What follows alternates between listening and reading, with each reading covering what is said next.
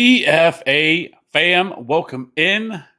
It is week 11, which is crazy, but we're only Yeah. 4 weeks away from the fantasy playoffs. And for a lot of leagues, this week is the trade deadline for a lot of leagues. Yahoo, CBS, Sleeper even has their default trade deadline set for the 19th.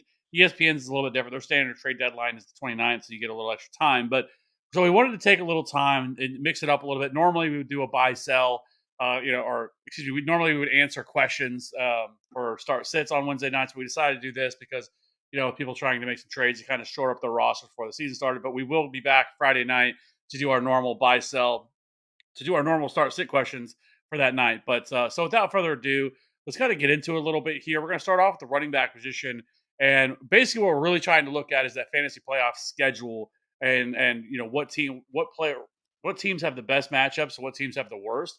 So I mean, just kind of an overview a little bit in terms of the running backs with the best playoff schedule. You have the Raiders, Chargers, Eagles, Patriots, Falcons, Chiefs, Bucks, Titans, Steelers, and Browns. But then you have the 10 worst, and that is the Giants, Saints, Bengals, Commanders, Vikings, Ravens, Panthers, Jets, Cowboys, and Cardinals. So first things first, I guess when we talk about this, the things you should really take a look at. Who are some players for you that you want to be trying to buy or acquire uh, to set yourself up for the fantasy playoffs at the running back position? So I know we were talking about, the fantasy playoffs, but I just want to throw it out first for teams that are just trying to get in, teams that need to start stacking some wins. And I apologize ahead of time for the amount of throat clearing that everyone is about to hear. Um, and I can't believe I'm about to say this, but Derrick Henry, Kev, I think makes sense for teams that are trying to stack some wins to put themselves either in a better spot or teams that are trying to grab that last kind of like wild card spot, so to speak. He is currently RB 17 in half PPR points per game, and that is definitely not what people signed up for when they drafted him as a top 10 running back, right?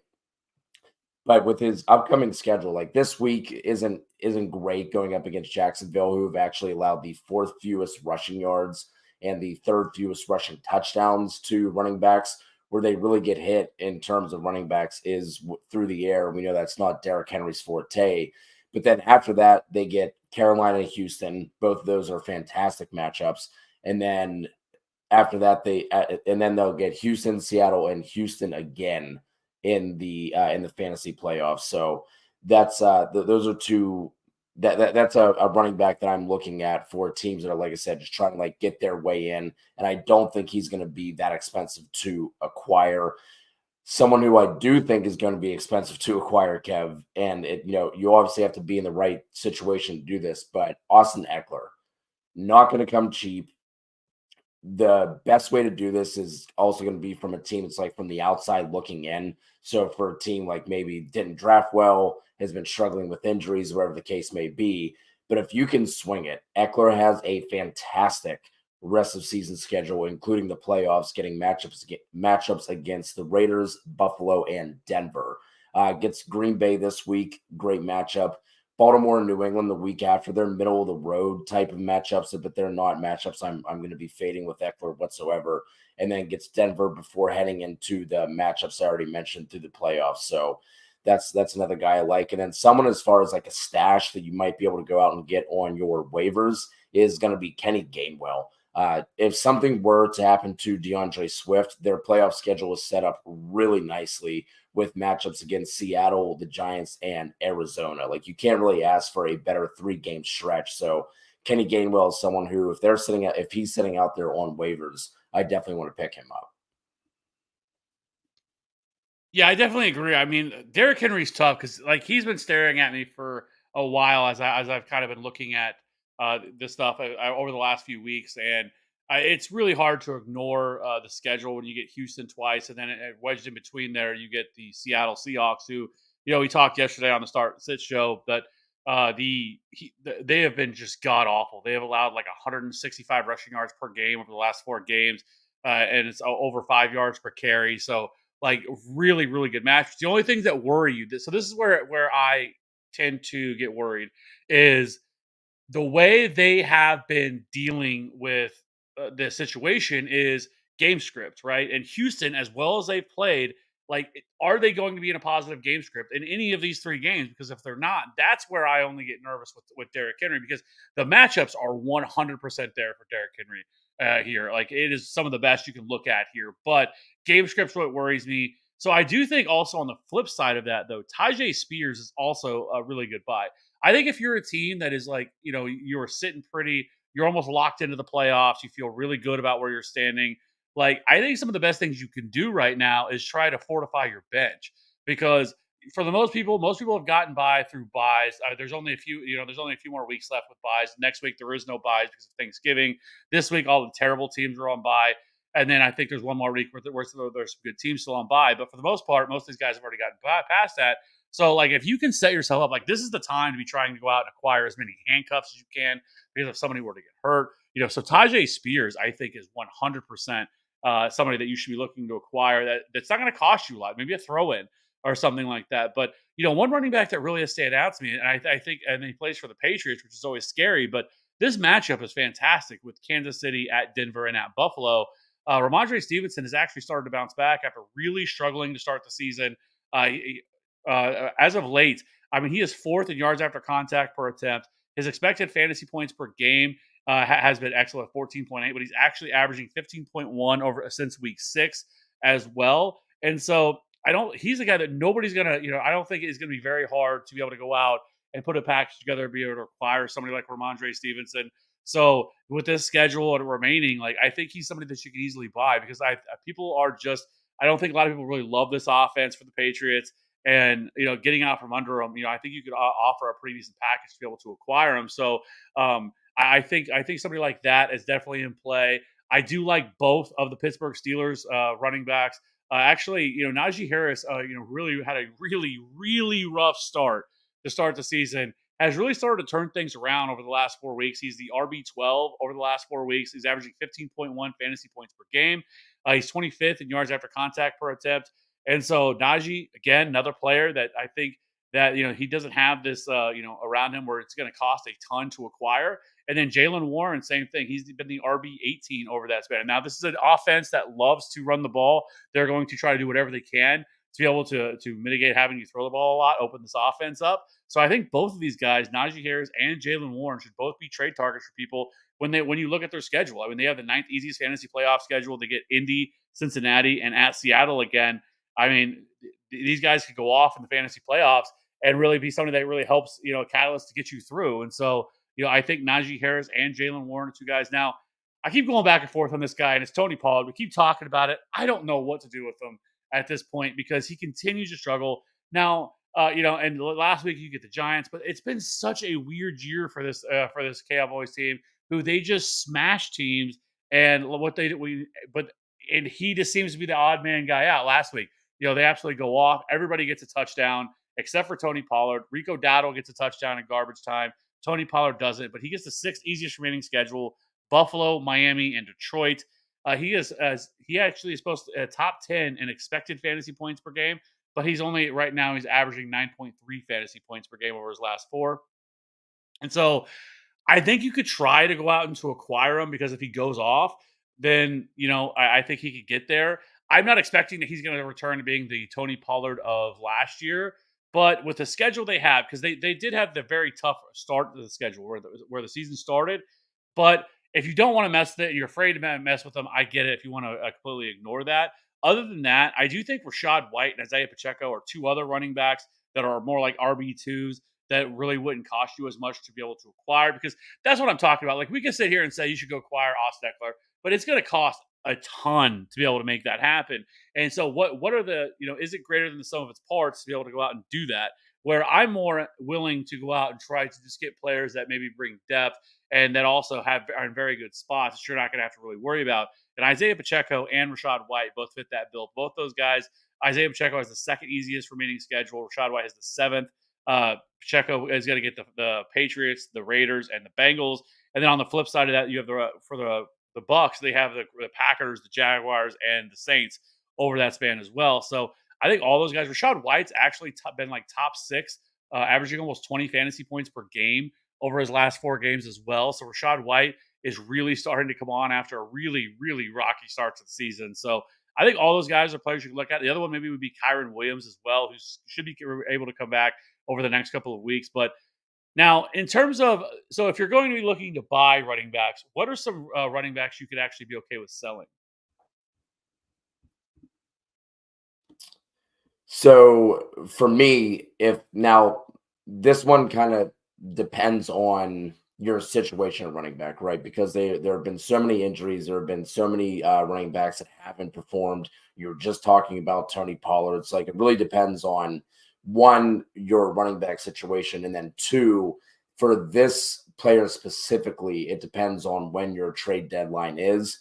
But that it for me is going to be James Conner. Uh, After Houston this week, which is obviously a fantastic matchup, or I guess middle of the road because Houston hasn't been the doormat that we expected them to be. Gets the Rams, which is kind of whatever. They've also been a little bit better than we've expected, but then they get the Steelers a bye week, which is a late bye week. So if your fantasy playoff life hinges on that week 14 matchup and you're missing a guy who you were expecting to be like an RB2 or like a volume based RB1 for you, that's not great. And then coming out of that, they get San Fran, Chicago, and Philly in the playoffs. Like I want nothing to do with that. They also picked up Michael Carter today. I would expect him to maybe factor in a little bit. Like that seems like a weird pickup for a team that like I just don't understand why they were doing that. I mean, obviously behind him, Keontae Ingram hasn't worked out. Amari DiMercado had like that, 1.5 like solid games. So like, a depth piece maybe to see what they have in him going forward after this because Connor is getting up there in age. But regardless, I just don't see them, really relying on and hammering Connor the way that they have in previous years. So that's someone who I'm going to be looking to trade. And I know, Kev, you had listed the Cleveland Browns were that 10th team in terms of easiest schedule rest of season. But I look at that schedule for the Browns and like I don't love it. And I think Jerome Ford is someone that you could look to ship off, especially coming off of a 100-yard plus game. You have the talk about him kind of like regaining the control of that backfield. I wouldn't expect a great return here, but and we should have mentioned this from the top for anyone out there who's trying to make a trade, the absolute easiest thing you can do to make your life easier, to make your league mates' life easier, look at your team, see what you need, see where you're strong, and then find other teams in your league that are the opposite, that have strengths where you're weak and they're weak where you're strong. I was screwing myself up on that one. But with Jerome Ford, go and find someone who, kind of like maybe they have like a stud RB. Maybe they went kind of with that hero RB approach in their draft and they've been scrambling on waivers since. Find someone who's like trying to solidify like their RB2 spot. There has to be a team in your league that's looking to do it. I also think Jerome Ford is someone you could get a better return on if you package him with someone else and maybe you upgrade at a position that way. So Jerome Ford is a guy that I would be looking to ship off. And like I said, especially now with Deshaun Watson being out for the rest of the season, like he might, lose a little bit of value that way. But with how and people love running backs too, right? So I think that there still will be some value given the game he came off of and the narrative around him. So those are the two main running backs I'd be looking to sell if I could. Yeah, I think for me, when I look at for me, I think some players you could look at. Saquon Barkley has to be on that list, and I know people are gonna we would normally say, well, hey, if you're not gonna be able to get fair value for him, why would you trade him? And this is what I'm gonna say: there's no white knight coming for this Giants offense, right? There's no magic thing that's going to happen that all of a sudden you're going to truly regret moving off of Saquon Barkley at this point, especially in redraft leagues. It is time to get out and figure out get anything that you possibly can for Saquon Barkley. Their schedule in the playoffs is horrendous. You get the Saints on the road, the Eagles on the road, and the Rams on the road, or Rams at home, excuse me. But Tommy DeVito is the starting quarterback here. Maybe, possibly, who knows? Maybe Tyrod Taylor could somehow come back, but I don't see that happening. And it's time. There's no reason to hold on to him, right? Like, yes, he's going to see insane volume and things like that are going to happen for him. But if you own Saquon Barkley at this point, it is time to move off of him. And like I will take a little bit less just to be able to get because I want pieces that are going to be able to help me. This is where guys that I was talking about, where putting him out there and being able to acquire maybe a Najee Harris plus another piece, acquiring maybe even a Tony Pollard who's really struggled, or acquiring an Isaiah Pacheco or Rashad White, players that are in really good spots on good offenses that can help you. Saquon Barkley is not it. Like he's not going to be that guy. And so I would do whatever I can at this point to be able to trade Saquon Barkley for what I can get for him. And then I think another one that we have to talk about is Brian Robinson. He's coming off a very, very strong performance where really over the last 4 games, he has been a top 12 running back. And I think he is another player that you could look to flip at the running back position. Somebody that, hopefully that is a depth piece for you. But they have the 4th hardest remaining schedule. They also, their fantasy playoff schedule is the Rams, the Jets, and the 49ers. Obviously, none of these are really great spots. The Jets aren't fantastic against the run, but so this is another spot where a player who is one-dimensional. Now I say that, but he just had 116 yards receiving. But and generally speaking, he's not a player that's heavily involved in the pass game. That's Antonio Gibson's role, and so Brian Robinson would be another piece that I think you could look to throw out there as a trade option. So for me, I think those are I think it's Saquon. I think it's Brian Robinson. And I still think Kenneth Walker. Kenneth Walker still has a very tough remaining schedule left for the Seahawks offense. Now, all of a sudden, we're seeing, Zach Charbonnet to mix in a little bit more. Now, don't get me wrong. Kenneth Walker is still handling the lion's share of the rush attempts. But I just think especially, with the way this offense has went, it has struggled. So I think Kenneth Walker is another player that you could look to flip and you could actually get a pretty solid return for and build a package around to be able to flip him. I think is another player that I think you could look to move off of, ahead of the fantasy playoffs. So those are kind of the running backs that I really wanted to talk about. Is there any other one you want to talk about, or you want to jump over to wide receiver? I think we jump over to wide receivers. I think we did a pretty good job of covering most of the running backs there. All right. So as far as the wide receivers are concerned, the best fantasy playoff schedule is the Seahawks, the Giants, the Cardinals, the Eagles, Ravens, Rams, Cowboys, Broncos, Saints, and Jets. And then the worst is going to be the Dolphins with having the hardest. And then the Commanders, Patriots, Bears, Browns, Bucks, Falcons, Chargers, Colts, and Steelers. So same situation, different position. Who are some wide receivers you are looking to target here? Yeah, for me, kind of like you were saying, I agree what you said with the Austin Eckler, right? Like we can say go out and buy him. Probably going to be someone who's expensive. And kind of like to start off with a guy that I think is going to cost the most from this list. The list I have isn't super expensive guys, but I think the one who's probably going to be the most expensive is going to be T. Higgins, just because of the name value, the offense that he resides in. But on the same hand, been banged up. He's really only had 2 fantasy relevant weeks so far throughout this season. But assuming he's not going to play this week, I would think that he would be back, after this short turnaround.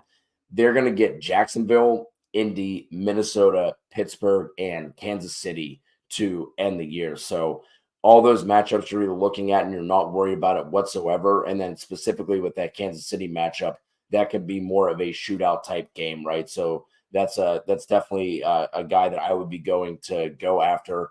Like I said, shouldn't cost too much considering where he has been this year. So he's someone who I would really be looking at, because I think, as long as he is right, as long as he is healthy, he's someone who could, really help you in that stretch run. Zay Flowers on the cheaper side. Their playoff schedule is Jacksonville, San Fran, and Miami. Now, Zay Flowers also been super disappointing this year. He's currently wide receiver 47 in half PPR points per game. But I think because of that schedule, he could be sneaky going up against those 3 teams who are all currently in the top 13 in terms of half PPR points per game to the position. And all of those matchups, I think we could see those being shootout type games as well. So I think Zay Flowers, someone who you're probably looking at in terms of solidifying your wide receiver 3 flex type position on your rosters, not someone who you're looking at as now you're going to be plugging him in as your wide receiver 2 going forward. And I also think, obviously throughout the rest of the season, that gives time for guys that we've seen be banged up before in terms of Odell and Rashad Bateman, if anything were to happen to them, that would obviously open things up for Zay Flowers as well. Someone else who's a little bit more of a depth piece, if you're looking to like solidify like that wide receiver 3 spot, like I said, Courtland Sutton, he has, my God, I feel like I just went through puberty there. Courtland Sutton, I don't know why that just happened twice, but has been playing pretty well over 3 of the last 4 weeks. I talked about him on the Wide Receiver Start Sit show that we released earlier this evening. Has been at least a wide receiver 2 in 3 of the last 4 weeks. Denver gets Chargers in 2 of their final 4 games.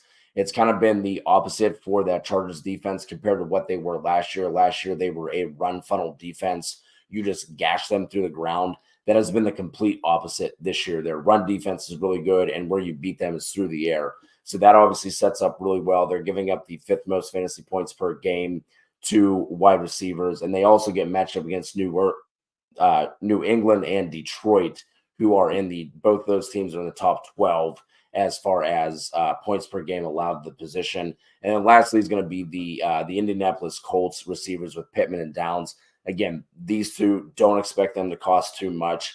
3 fantasy playoff games are all going to be indoors as well, so we're not going to have to worry about any of the weather as far as that goes once we get into those, December and January games.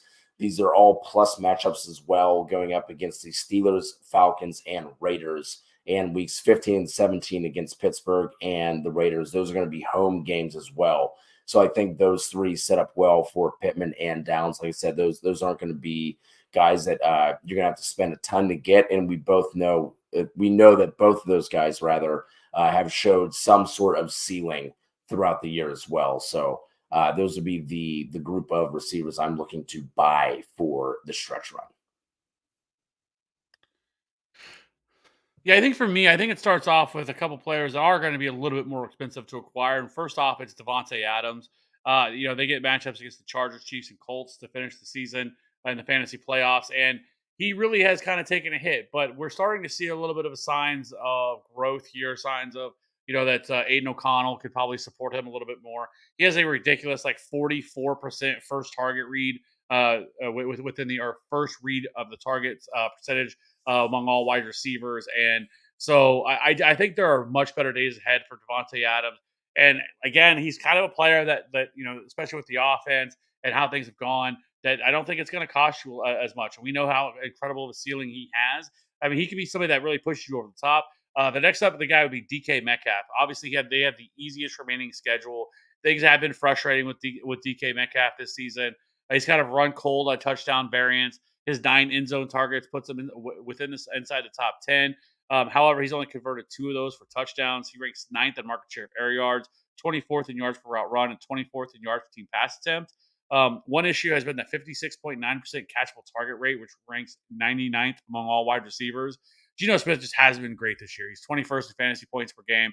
He has regressed quite a bit from where he was at last year when he was a top 10 quarterback. It has hurt this offense.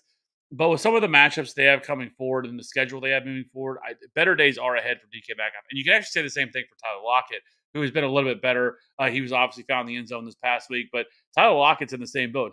Tyler Lockett actually has 10 end zone targets, but still only 2 touchdowns from him as well. So if we can get some positive regression, Geno Smith is coming off his best game of the season, where he can, maybe take this step forward and maybe start to figure things out. That I think, targeting wide receivers from the Seahawks offense could be very fruitful. Another one I think is with Kyler Murray coming back is Marquise Brown and Michael Wilson. Second easiest remaining schedule. Marquise Brown, he gets the volume that a wide receiver 1 would typically see. And so I do think Marquise Brown is another player. Again, he's been more of a wide receiver 2, wide receiver 3 for most people this year. And so I could see people not wanting to deal with this and want to move off of him. And so I don't mind going after Marquise Brown. Again, another player that you can easily put a package around and be able to acquire. Texans wide receivers, I'm going to do whatever I can. I mean, these guys have been ballers. I mean, if you look over the last 4 games, Nico Collins and Noah Brown both rank inside the top 12 in terms of yards per route run. I don't know how this is going to play out, though, because it does sound like Nico Collins, who returned to practice today, so there's a positive note. But the Texans have the 5th easiest remaining schedule rest of season. And then we've talked about Tennessee as a matchup you can target. Cleveland is one that I don't love. I will say that is wedged in between there. because Cleveland has been really good, a very strong man coverage heavy team. They are first in the league in man coverage rate. I think they run man almost like 45% of the time, which is almost unheard of. Most teams are running like that 15-20% in terms of man coverage rate. So that is a little concerning with that game. But other than that, these Texans wide receivers with CJ Stroud, who's just been an absolute baller this year, locked him in for just go ahead and give him the Rookie of the Year trophy. But if I can acquire some of these, especially Nico Collins, I think he'd be the one that I think he'd become the cheapest. Noah Brown has went off the last couple of weeks. Tank Dell's coming off a stronger performance as well. So I think Nico Collins could be the kind of the sneaky one here you go after, especially if people think that Noah Brown is that guy. Where on the flip side, I have no problem selling high on Noah Brown as well. Coming off these just two 150 plus yard receiving games, that's not going to sustain himself. I think Nico Collins is going to kind of put him back into that third wide receiver role. So with all these guys healthy, Chris Olave, I go back and forth with this one because they do have the ninth easiest playoff schedule, but can you trust Derek Carr? Like, I don't know what's going to happen. They're on bye this week. So, when is he going to be ready? It's like it could just be a couple week thing. So Derek Carr can be ready after this. But Derek Carr, it just feels like there's no chemistry there whatsoever between Chris Olave and Derek Carr. Derek Carr is a very timid quarterback. He's not something that tries to put stuff in danger. If he can check down, he will check down, which has been great for Alvin Kamara. But it's really hurt Chris Olave this year. But it's funny that we finally, with Jameis Winston, who's the quintessential, Chris is down there somewhere, let it go quarterback. DGAF. Yes, and so it helps Chris Olave, and that's why we saw Chris Olave kind of go off a little bit once Jameis Winston came in. I love the upside that he brings, but it scares the shit out of me trying to acquire him because I just don't know how great you're going to feel about it. But I think the playoff schedule is definitely there. And almost I would rather have Jameis Winston be the quarterback here for this team for Chris Olave. But he's another option you could look at. Garrett Wilson, I think there's a lot of just grossness surrounding this offense right now with Zach Wilson being terrible. But Garrett Wilson is just seeing a monster target share within this offense. They have the 6th easiest remaining schedule, the 10th easiest remaining fantasy playoff schedule. And there's been these reports that Aaron Rodgers could return mid-December, which put it right around fantasy playoff time. If he did return right around that time, then obviously that is a big boost for Garrett Wilson. So I think he's another player that you could look to target that could provide, strong wide receiver 2 numbers. And again, kind of with the feel around this offense, I don't think people really love this offense and just sick and tired of seeing Garrett Wilson because they've been shoved down our throat the last couple of weeks having to watch him on prime time. So Garrett Wilson, we know he possesses massive upside. Could be another player you look to target. Yeah, love all those calls. When it comes to guys to sell at the wide receiver position, there weren't a ton that really jumped out to me. Like I had a much easier time looking at buys, but there's 2 sells that I came up with. First is going to be Jalen Waddle. I mean, I think you could consider Tyreek Hill here as well. I think you could especially consider Tyreek Hill if you're like kind of like a fringe playoff team and like you're just trying to gather up wins because their playoff schedule does not look great, Bob. Jets, Dallas, and Baltimore over their final 3, with that last one being at Baltimore as well. Obviously, with Jalen Waddle, he's been disappointing this year. He's wide receiver 25 and half PPR points per game right now. Tyreek is someone who's a little bit harder to let go. I wouldn't necessarily be in a rush to sell him because of the schedule, because we know it. Tyreek can get there on 3 catches, right? Like all it takes is like one broken play, one coverage snafu, and he can absolutely go off. And it does seem like Tyreek has been like the main focal point of this offense, whereas like last year, it definitely seemed a little bit more spread around. But I think Waddle's someone you can look to get rid of. And like I said, if you're like on the outside looking in, if you're trying to get into that 6 spot, that 5 spot, Tyreek Hill could be someone to consider just because of the return that he should fetch you. And the last guy is going to be Christian Kirk. I wish I could say Calvin Ridley, but you're not going to get anything for Calvin Ridley at this point. That is super disappointing, especially considering the way that he obviously started the year in week 1, came out, had that pretty big game. But since then, it has been really disappointing. They're literally just putting him on the outside of the numbers and just having him run go routes. Like, I do not get what they're doing with him whatsoever. The only other guy here that has done anything in that passing game has been Christian Kirk. And if you look at his schedule in the fantasy playoffs, it is pretty rough. And even in the game leading up to that. So week 14, they have Cleveland. Then they have home at Baltimore, away at Tampa Bay. Like we know the Tampa Bay defense has gotten shredded, but then they're home at Carolina. Carolina has quietly allowed like the fourth or fifth fewest fantasy points per game to wide receivers. So that's a team that I mean, that's a player that I would look to potentially trade away, especially if your deadline isn't this weekend, because they do have Tennessee, they do have Houston next week. So like, especially if you have one that's even like a week further out, like doesn't start until like week 13, then take the points, let him blow up in one or two of those games, and then you could ship him out. But like if you're coming up on the end of it now, and then maybe you also have teams that are looking at that and they're seeing that they have that Tennessee game coming up, they might be a little bit more willing to pay up for someone like Christian Kirk. And again, I think he's someone that you'll have a little bit better of a time, or at least get a better return if you can package him with someone else. But I still think for teams, especially if you're in a league that's like starting 3 wide receivers, or maybe you have like 2 flex spots instead of just the one, I think Christian Kirk is someone who you could look to move off of.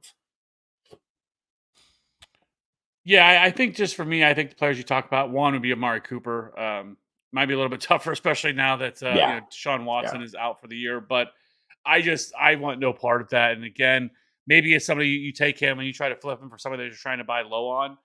Especially like a Nico Collins we talked about, or Michael Pittman, or somebody like that. But I just absolutely hate that offense now. It's shame, really. Hate it for Browns fans too, because Deshaun Watson has been pretty much a mitigated disaster so far with this offense, and he's a guaranteed contract. He's not going anywhere anytime soon. So it's just a shame. But with him being out for the year, they who did they name as the starting quarterback? It wasn't PJ Walker. It was what is it? Dorian Robinson, I think it is. Dorian Thompson Robinson, DTR. Yeah. So I don't know what to expect from that, but it sucks because their defense is so incredible. Not much. Yeah, and so it's just a shame there. And then, other than that, like if you want to try to ship off, like I mean, Tyreek Hill thing, like I'm not going to put that much stock into when it comes to Tyreek Hill. Like Tyreek Hill can burn anybody, right? It does worry me a little bit for Tua, because especially with these teams that are able to get pressure on the quarterback, like that is what's really got him. If you were able to get pressure on him and really consistent pressure, it really throws off their offense. If you look at the Bills game where he really struggled, the Chiefs game really didn't really look right either. That's exactly what both those teams were able to do, is consistent pressure on him. Once that happens, it kind of breaks things up in this rhythm of this offense.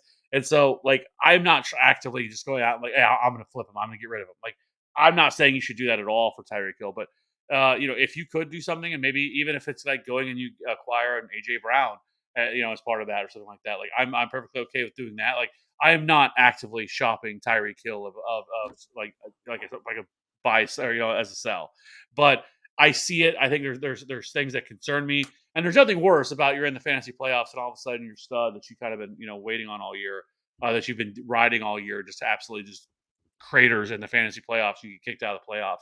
Yeah. That's the worst feeling. So other than that, I don't think there's any other obvious like, oh, you have to sell this guy kind of type candidate. Adam Thielen's window's probably closed a little bit. You kind of hope he has another strong performance at some point, then you could flip him. Like if you're trading deadline next week, let's say this weekend he actually has a good week, because he has started to really fall off. That window seems to be closed there as well for somebody like that. But I think that's kind of what you look at. So if you don't have anybody else to talk about, we can go ahead and jump over to answer some of these questions so we can get out of here. All right. So 8:08 evening, I was sent a trade: Bijan and Garrett Wilson for Alvin Kamara. If I get the Bijan and Garrett Wilson side, I'm down it. Yeah.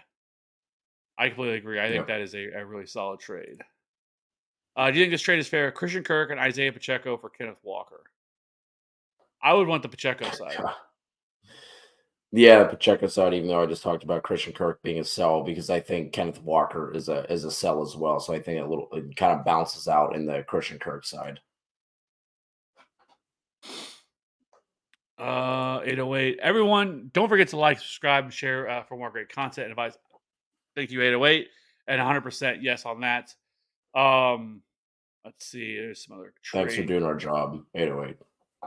Yeah.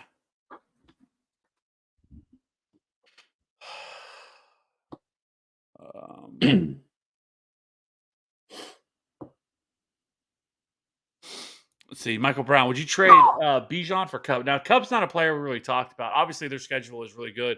The thing that's going to concern me with that is because I think him and Puka Nakua could really be on the buy list, right? Especially as buy lows because of how this offense has been the last couple of weeks, the injuries that are surrounding Matthew Stafford. But that's going to be the big question mark, right? Can Matthew Stafford? Now, they did bring in Carson Wentz. So they do have Carson Wentz as the backup quarterback there if something were to happen to Matthew Stafford, but that's kind of what would hold me back a little bit because obviously you get Washington, fantastic matchup for against the Commanders. Commanders have been awful against opposing wide receivers. New Orleans not as great of a matchup, but then then you get the Giants to kind of close out there as well. So those are some good matchups there for them. So I don't mind that. I think in this question, these ones are hard when it goes position to another position because I don't know what that leaves you with. Like, who do you have left at running back? If you're really solid at running back, you have a lot of other depth pieces there. Because I think at this point you have to view Bijan Robinson a little bit more, little differently, unless they're going to continue to ride him. And I have no faith in Arthur Smith whatsoever. And so I think you might be able to get away with doing something like that. Yeah, I agree. True Teller talking to one of the teams about a trade. He has Eckler and Connor for Swift and Breece Hall. Or he does want one of my tight ends. So other trade would be Eckler and CD for Breece Swift. Kincaid and Kirk. So he's trading Breece, Swift, Kincaid, and Kirk, and he's getting Eckler and CD Lamb.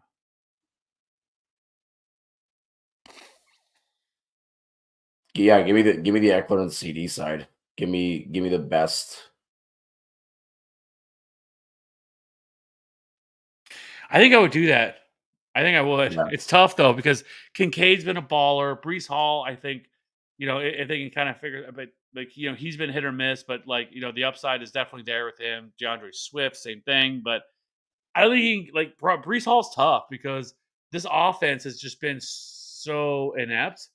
And it's really killed him. And he's also had, I would love to know how many, big get runs he's had called back. It feels like every big run he has gets called back to a penalty, which is super frustrating as well. So yeah, I mean, if you can acquire Austin Eckler and CD Lamb for that, I'm doing it all day.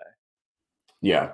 Like I said, I talked about Christian Kirk as a sell. And the thing with Dalton Kincaid is I just don't know what to expect from Dawson Knox once he comes back. I would think that Kincaid, with how well he's played, he would get the nod ahead of him, but they were running a ton of 12 personnel. So it's going to be interesting to see what they do once he comes back. Yeah. Dustin, trade Walker. I have Eckler, Jacobs, Mitchell, and Charbonnet. Keep Walker or trade since I have Charbonnet.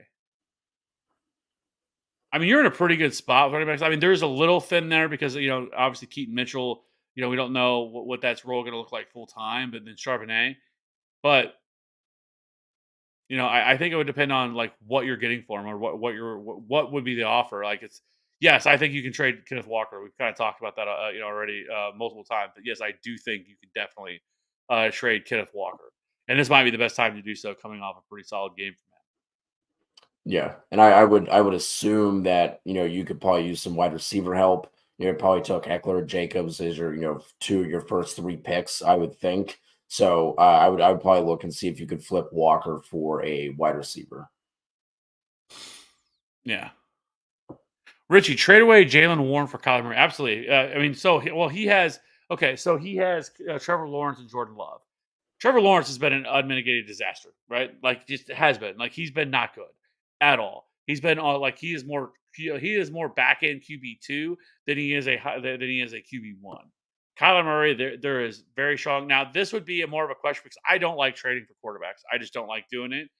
Trading Jaylen Warren, though, I go back and forth on that because he's been a very usable asset, right? And if something were to happen to Najee, then it just wheels up, to the moon, Alice, for Jaylen Warren. But with your quarterback situation, I don't love it. I don't love Jordan Love. I know he's been kind of serviceable for fantasy purposes.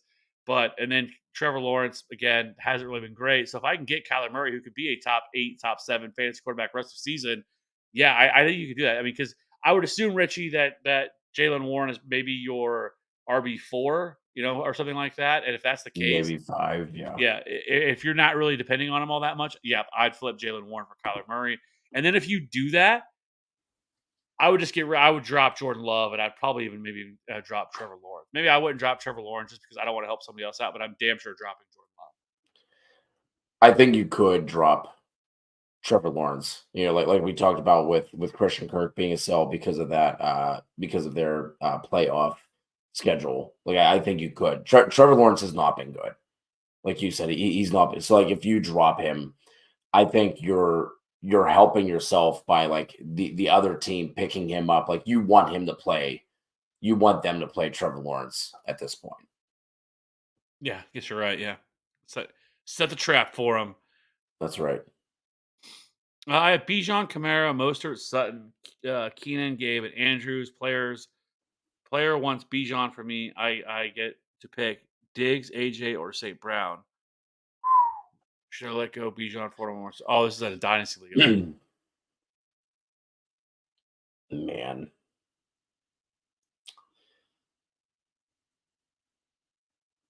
God, it is.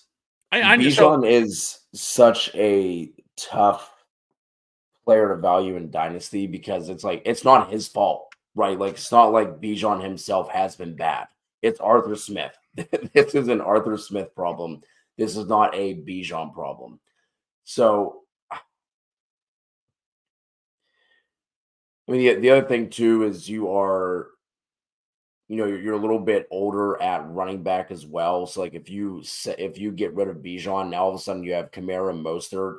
So next year, depending on like what your your rookie pick situation looks like that could get a little dicey there for you. But between the receivers, if you go AJ or St. Brown specifically, like you could pick up some youth there. Man, this is. I think if you're making a push for this year, this also comes down to a contender or not as well, right? Like if I'm not contending, I'm just going to hold on to Bijan here. If you are contending, I think you could, I would probably want AJ Brown or even a Monra, but I think I would lean AJ Brown here. Yeah, that's what I was going to say. I think I would too. I mean, I also feel like in Dynasty that running backs lose value so quickly. Like 1 year, all these guys and then next thing it feels like the next year, like players that were in the top 5 have dropped out, and now I just feel like value shifts so much. So, I don't know. But then again, I don't try to answer these questions because I'm not a Dynasty guy, so I'm not going to sit here and try to argue with that. Adams for Wilson. Oh, Devon. I'm just saying it's Devontae Adams for Garrett Wilson. Oh boy. I want Devontae Adams. I would take Devontae Adams. Yeah, probably. Over on Twitch, I need some help with my quarterback, and after DW4, should I trade Amari Cooper, Josh Dobbs, and Sutton? Absolutely, yes. Because Josh Dobbs has been a top 10 quarterback. I don't see that changing. They're about to get Justin Jefferson back with Jordan Addison, T.J. Hockenson, and his ability to run the football. Like Josh Dobbs has the potential to be better than Kirk Cousins within this offense in terms of as a fantasy producer. And so, yes, absolutely. And then you get Courtland Sutton too. Yep, no problem, all day.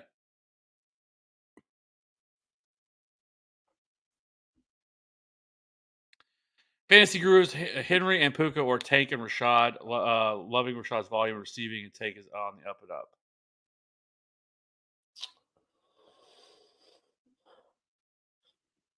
I think I would still lean Derrick Henry and Puka Nacua because if Matthew Stafford can get healthy, he's going to bounce back to being the player. Because his value has tanked quite a bit just because of what's happened with the injury to Matthew Stafford and stuff like that.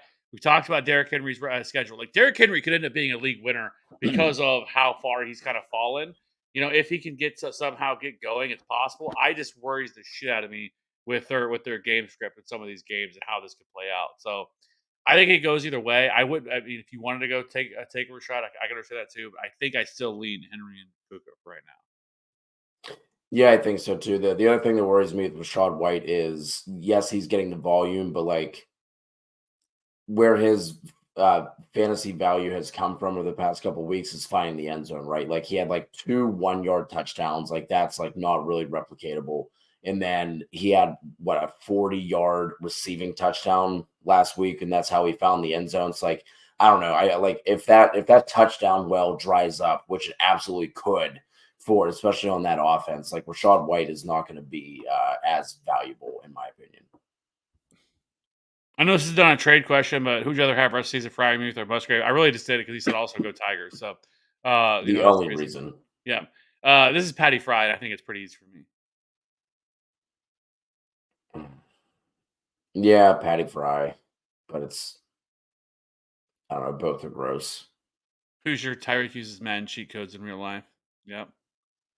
Marcus being offered tank for DJ Moore. Thoughts? Yeah, I think yeah. I mean, I'm perfectly okay with doing that. I know Justin Fields is back this week, so that helps obviously DJ Moore in a big way. But I just like I mean, I really want pieces of this Houston Texans offense with how the way CJ Stroud's playing. I can't pass that up. So if I can get tank for DJ Moore, I'm doing. Yeah. Isaac, what's going on? What's up, guys? Trade James Cook for Godwin. I have JT Swift Pacheco. Need a good wide receiver. He has Debo, Pittman, CD. Can I say I think I know the schedule is not great. It's not fantastic. It's not terrible. But I think I'd rather have Pittman than Godwin. You're getting the number one wide receiver in this offense. Gardner Minshew has kind of been that, and this is a team with the Colts that have been extremely fast paced this year, which allows for a ton of plays. Like I think because you're not going to be able to get, you're not getting CeeDee Lamb for James Cook. It's just not going to happen. No. Obviously, it's going to take way more than that. So if you want to trade Cook with you still having JT Swift and Pacheco, I would trade Cook for Michael Pittman. Yeah, talked about Pittman. I like getting Pittman there. Let's see. King Milo over on Twitch. Who do you think won this trade? Waddle, Swift, and Amari for Diggs, James Cook, and Gus Edwards. Whoever got the Diggs side. Diggs side. Oh, no, same one there. Milo. Sorry. For the Twitch, but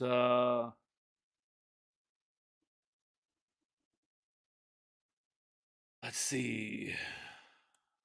Steven said also my team is 5. Was there another? Oh, I do. Got it.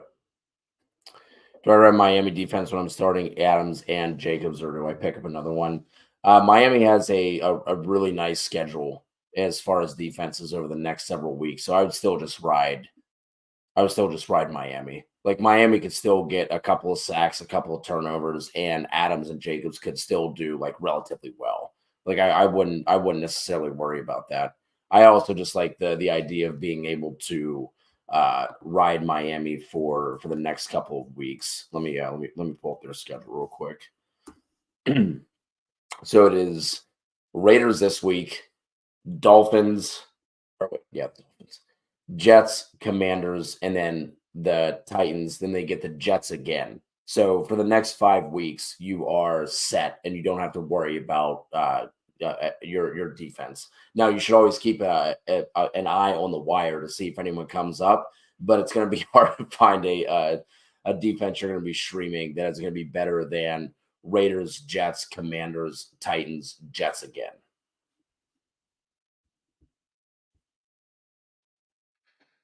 Yeah.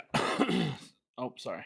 Also, my team is 5-5. Once the trade goes through, I have Mahomes, Adams, Jefferson, Kelsey, Swift, Jacobs, DK, Spears, Warren, Nico, Noah Brown, OBJ. Should I trade Spears for Brown for a wide receiver for buy and who?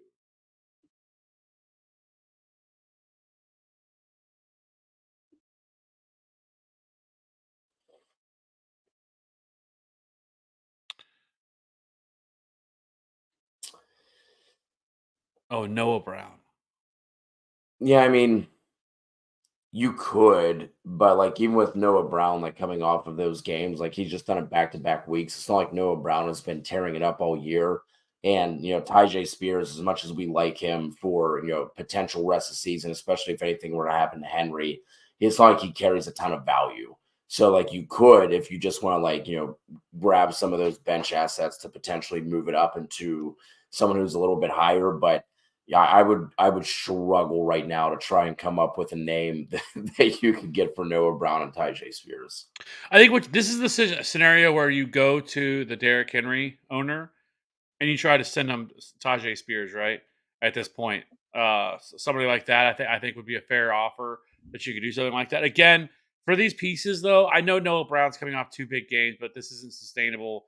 Just like you kind of said, but again, this is where you kind of go after some of those lower end type names like a Michael Pittman, somebody like that. I think is a player that you could look to get. I love Michael Pittman, but I think he's somebody that because we always want to go after the big fish, right? The whales and the Tyreeks, the Justin Jeffersons, those big names. But those guys cost so incredibly much. I think you are much better off trying to find the lower level pieces or the pieces of that like Cortland Sutton. I think could be another name where I would be perfectly okay with trading Spears and Brown for somebody like Cortland Sutton, especially if this offense continues to play at the level that it is. From there, maybe even like a Tyler Lockett, I think you could look at as an option, or even a DK Metcalf. Maybe you have to throw in another piece, maybe counter with something like that. But a DK Metcalf, Hollywood Brown is another name that I'm definitely going to be that I would definitely be looking at here from the Cardinals offense. I think those are the type of trades that I would be looking to make here because you're not going to be able to get some higher echelon type trade. Yeah, for sure. Richie, would you guys do the Warren for Murray trade if he's my RB2? So Gibbs and Keaton. So all you'd be left with is Gibbs and Keaton Mitchell. I mean, that makes it tougher. Obviously, I think the other way you could go here is if you're top heavy with wide receivers, is to I'm sure you have a bench wide receiver who never makes your starting lineup. You can maybe look to do something like that for like a Josh Dobbs. Like if you want to go like the super cheap route, right? So you don't have to get rid of Warren if he's your RB2. But if that's the only way that you can do it, I might still consider it because I think Keaton Mitchell, if they start to get him more involved, he could give you Warren value plus going through the rest of the season. And apparently there was a report that came out that they're going to look to get him more involved as early as this Thursday. So if that happens, I wouldn't mind it, but you're obviously getting super, super thin if anything were to happen to either one of those guys. Yeah, I think I tend to agree with you on that. Let's see.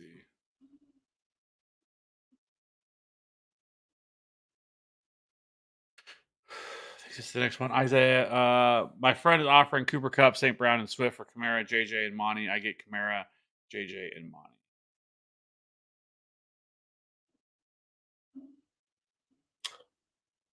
They went the St. Brown side.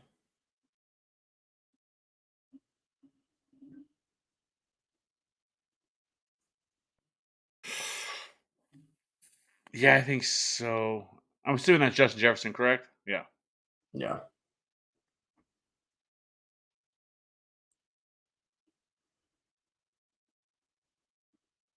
Yeah, I think I would. It's just Cooper Kupp and Amon-Ra St. Brown and Swift. I love Justin Jefferson, but yeah, I think you have to make that move. Well, I think Isaiah. Oh wait, I see that at the end of it. I get Kamara, JJ, and Monty. Never mind. No. Yeah, because with Monty and Kamara, you could be looking at two running backs who've been losing touches and snaps. Kamara specifically over the past couple of weeks, and we saw what happened with Monty last week. He got there at that 70-yard touchdown run. But if Gibbs is going to be more involved, and if Gibbs is going to start to get, I don't think it's going to be the case where Gibbs now becomes like the short down and distance to goal line back. But even if he's mixing in and taking away some of those carries from Monty, that's going to be a big problem for Montgomery. Luke, I'm answering the start sit question because you said love the content. And also just because it's a really quick, easy question. Brian Robinson and Gibbs for sure for me this week. By the way, I know it looks like we're skipping everybody's questions. We're not. We're just trying to answer the trade questions. Actually, we were planning on only doing this for 30 minutes, and here we are almost an hour into this. So but we are the man of the people. But we are doing all of our start sit stuff on Friday night. We'll be here for 3, 4, whatever hours it takes to get every single question answered. That's what we do. But tonight we just wanted to go through and try to get all the trade questions we can because the trade deadline is on Saturday. So that's all we're trying to do. If we skip your start sit question, we're not trying to avoid it. It's just we're just trying to answer all the trade questions and answer that, and then we will be back here Friday night to answer every single one of your start sit questions. Yeah, so Friday night, and then you can also join our Discord. I dropped the link in a little bit earlier. I'll drop it in now. And then you can also always just leave a comment on one of the other YouTube channels, and we'll answer them there too. So plenty of time to get your start sit questions answered. But like Kev said, before this, we were like, well, maybe we'll just go through it, and then like we'll end it once we're done. Can't do that to you guys. So we're gonna answer all these trade questions. Yeah. Another one. Should I do Ramondre Evans for Josh Jacobs to take tail? Yes, I'm perfectly okay with doing that as well. Yeah. I believe the Raiders have the easiest remaining, if I remember right. Yeah. So the Raiders have the easiest remaining playoff schedule, and then the Texans also, have a very solid playoff schedule as well for wide receivers. So, yeah, I'm definitely doing that. Aaron Jones or Mixon for Derrick Henry. If I was going to do it, it'd be probably Aaron Jones, and it's only because of the volume that Joe Mixon hasn't really been great, right? He just hasn't been. But the volume he sees at least gives him a safer floor. Yeah, I would send away Aaron Jones as well. Where is, let's see. So Joe Mixon is the RB14, averaging 14.9 fantasy points per game since week 6. It's not bad. It's not great. So just within the offense he's in, and he's obviously the much safer option than Aaron Jones. So Dylan's looking to package some of his depth here to bolster the starting lineup. Got an offer to trade Andrews, Mixon, and James Cook for Kelsey and Bijan.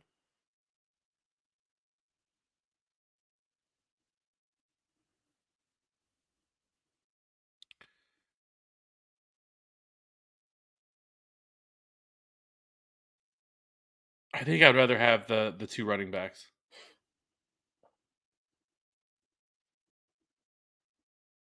I love Travis Kelce, but he's not that dissimilar to Mark Andrews. Like he's obviously a clear upgrade, but it's not like this just it's just not this chasm between the two of them. And then getting rid of Mixon and James Cook for just Bijan is tough because at this point of the season, that's all like. You want depth, you want play pieces because players are carried every single week. Yes, Bijan is great, but I do not see Arthur Smith going away from this. I know he saw far more touches this past week, but I don't see this where all of a sudden he becomes this bell cow. Tyler Algier is going to continue to work in. It's going to continue to be frustrating, continue to get goal line work, and so at this point, like I can't trust Arthur Smith is ever going to do the right thing, and so I just think I'd rather have the depth with Mixon and James Cook. And not only that, but with Dylan's team, with having Pollard, Khalil Herbert, Hunt, and Spears also, if I'm going to be packaging those 2 running backs, like I want to get someone that I feel much better about versus Bijan going forward, right? Like I think I'd rather have Pollard, Mixon, Cook, so at least you have some options on a week-to-week basis. Because like we keep saying that it's going to happen for Pollard and it hasn't. Like obviously, I think he fell short from like the goal line this past week, so he should have had a touchdown. His day should have looked like a little bit better. But it's not like that touchdown like really would have like put him over the top for like a monster day, right? So I think with this group of running backs, I prefer to keep them so you can at least like play it on a matchup basis.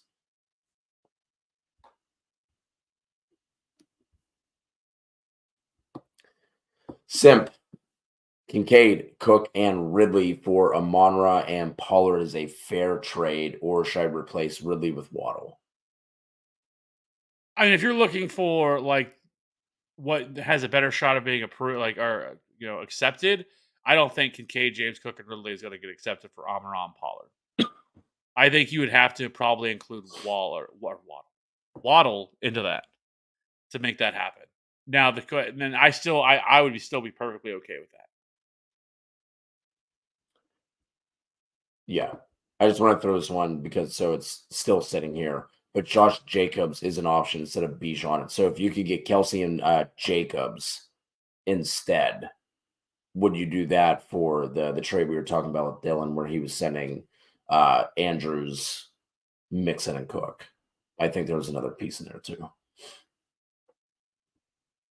It was Andrews, Mixon, and Cook. Yeah. Oh, okay, there wasn't And a yes, fourth piece. I would feel better about this just because Josh Jacobs' role is so secure. He's an absolute workhorse, and I would accept that trade. Yes. Yeah, I would do that for Jacobs instead of Bijan. Yeah.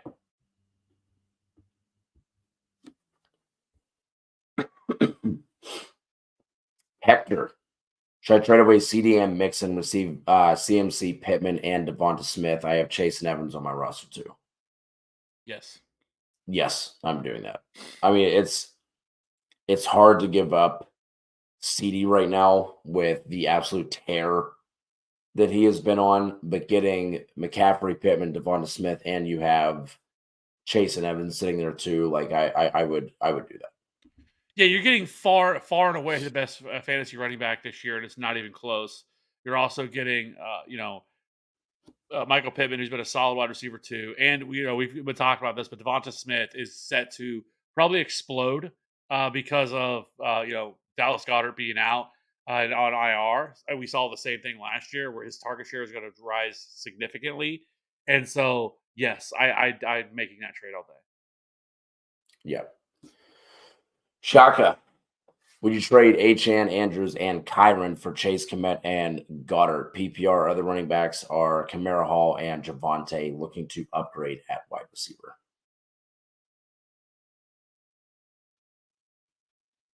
So you don't need Goddard, because I mean Goddard's out for what, at least 3 more weeks. Yeah, he was never put on IR, so. Oh no, you're right. Yeah, that is true. Yeah. So who knows how long he's going to be out? I mean, he's already doubtful for this week, but I mean, who knows? I guess it makes sense for them not to do that, considering they had to buy, so that took care of one of the weeks by itself. So I just, I would still rather have the Andrew side. I don't know. Well, no, I go back forward because that's Jamar Chase, right? He's clearly the best player in this deal, and I think when you talk it through, and you say Achane, sure, Achane could. Achane is not going to go back doing the stuff that he was doing. Like he was just had this special little run there. Like that's not going to be the norm for him. And then Kyron, I have no idea what to expect from him either once he comes back, and he doesn't come back until what, week 12, week 13 at the latest or at the earliest, because he's not 12. Yeah. That's if he gets activated by then. That's if they bring him back and they unless he. I think it's possible he could practice for a week and then it's the next week after that before he maybe comes back. And so yeah, I think you go after the player that can help you the most right now, and that's Chase. Yep. Or I think if you could, the only thing I think I would say just really quickly with that would just be, I don't want 2 tight ends though. Like I don't need Kmet and Goddard. So throw out Kmet. I know maybe because you're trading Andrews, or just go after Kmet, drop Goddard off of it, and if that's what you want, and try to get a different piece added into it.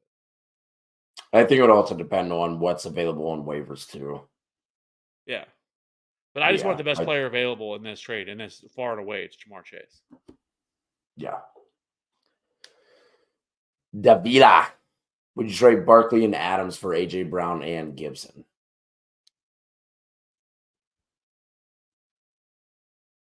You should be able to get more than that for Barkley and Adams. Yeah, I would think so as well. I would want a better player if you're wanting a running back than Antonio Gibson. The only way I would do this is if like you could have another trade in place where like you're packaging like Gibson with someone else to, you know what I mean, to go, because like Here, I would want AJ Brown, like we were just talking about with the last trade, in terms of like if you're getting the best player in the deal, like typically you're winning. Like I want AJ Brown over Adams over Barkley, but pairing Barkley and Adams like that's too much of a fall off for me down to Antonio Gibson.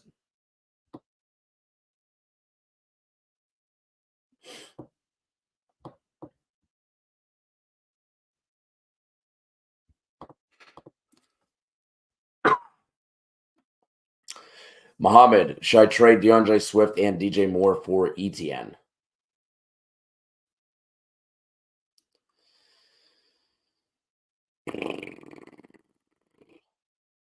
I think I would rather have the Swift and DJ Moore side. That's incredibly close though. My lord. It's just Swift has been really solid this year, right? Like he's not there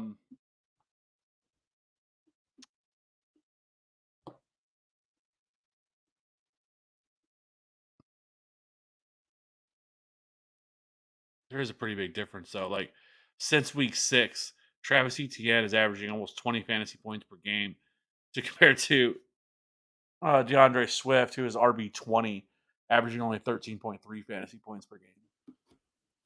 The thing that obviously throws a wrench into this is DJ Moore. And like it just sucks that we saw him have those 2 massive games right before Fields got hurt, right? Like if this was just like a meh year for DJ Moore and we didn't see those like peaks, I would want ETN here pretty steadily. And I think this also depends on who else you have at wide receiver. Like if you're good at wide receiver, then I would make this trade. Yeah, I can get on board with that. Yeah. Yeah. Another trade I was offered was Aaron Jones for Ty Chandler, Algier, and Justin Fields, but I already have Kyler Murray.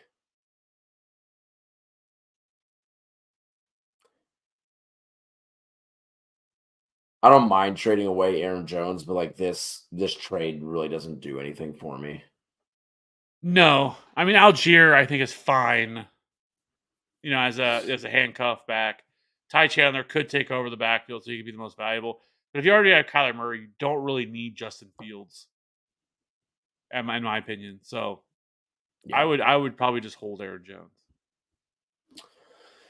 Did I make a mistake? I have Jacobs, Mixon, Brees Hall, Achane, and Gibson. Wide receivers are Chase, Deonta Johnson, Devonta Smith. I traded Brees Hall and Smitty for AJ Brown.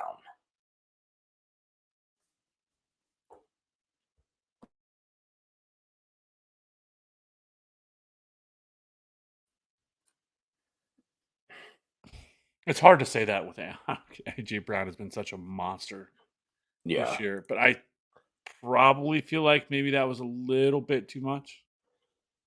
I think you could have gotten like you're not getting like a big piece back, right? Like Brees Hall has been like okay. He had that one big blow up game.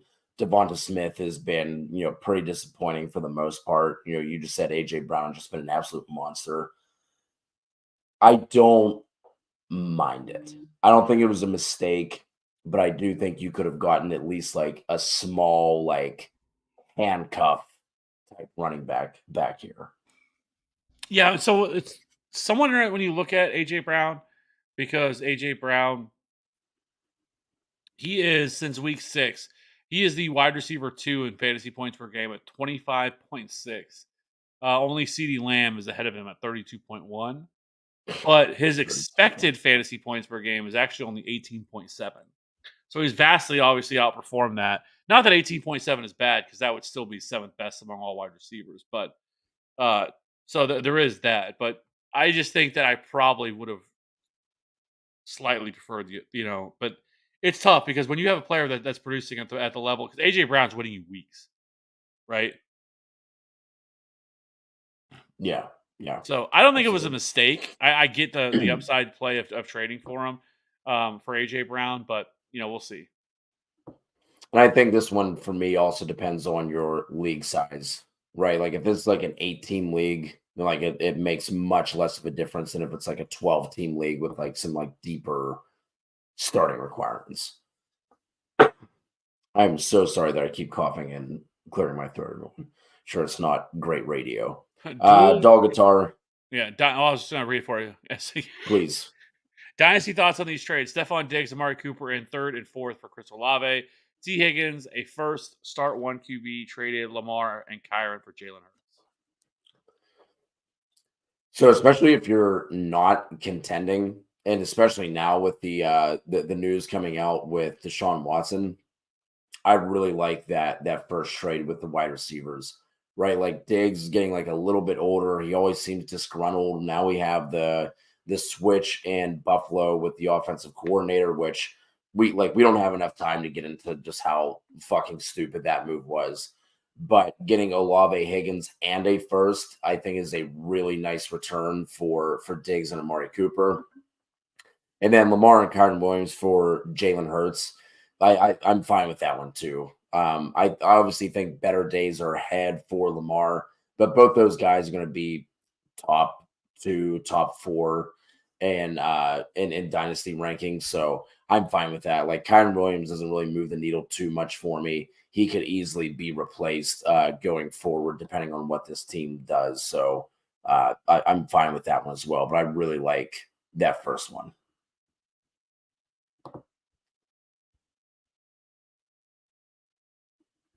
We already got that one. Dylan's bringing up this point with, by matchups, Bijan looks to have a better playoff schedule. For sure, he does. But the reason that we prefer Josh Jacobs here is the fact that, like, I just can't trust Arthur Smith. Like, I just do not see him just all of a sudden being like, okay, everyone else was right. I was wrong. I'll go ahead and just feed Bijan the rest of the season. Like, there's going to be at least let's say at least 2 or 3 games the rest of the season where it goes back to the same old shit with Tyler Algier out snapping and out touching Bijan. Like it's just gonna happen. So that's why we want Jacobs. There's no one else there coming for his job. He's not, really giving up snaps and touches to anybody else. So that's why we prefer him there.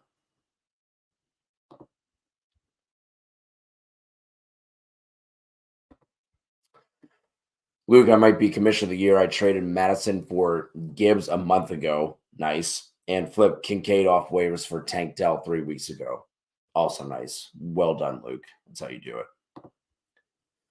Eric, rest of season and playoffs, Pacheco or Monty? I'm going to go Pacheco here just because of he's not like Gibbs has been phenomenal the last month. Yeah. And I don't think you put that back in the, not that Jahmyr Gibbs isn't ever going to be the guy who's handling 80% of the backfield, like on a long-term basis. In a pinch, yes, they can do that, but I don't think it's something they're going to want to do for all year. So Monty is still going to be valuable. And, those 1-yard plunges that he's going to, have plenty of opportunities for because of how good this offense is. But Pacheco is still the 1A within this offense. He does have a tougher matchup this week as well, but rest of season things are really nice with having the 6th best schedule. With these matchups they have. So yeah, I would prefer Pacheco. Cook and Waddle for Cup. I would take the Cup side here. I would take that swing. Like I said, Waddle is a sell for me rest of season, especially with their playoff schedule. Cook is kind of whatever. I know he looked really good in that pass game, but so did Ty Johnson and Latavius Murray. So it's hard to take a lot away from that game. So I would take the swing here and go for Cup because obviously we know what his ceiling is. We've seen it a couple of times. Obviously, with Stafford going down, that did not help. But I think with the bye week out of the way now, allowed them both to rest up a little bit. So I would take Cup rest of the season in this situation.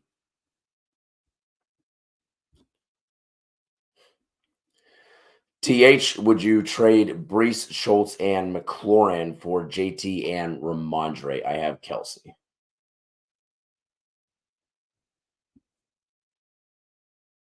You haven't accept yet?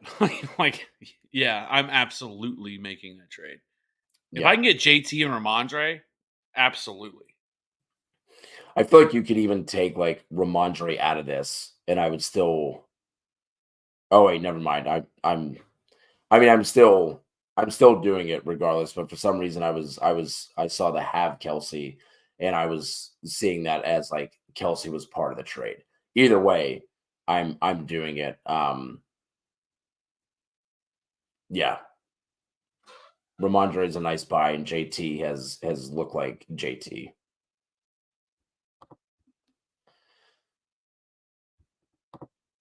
Sorry, I'm going to get to this one real quick. Dog Guitar, appreciate the super chat.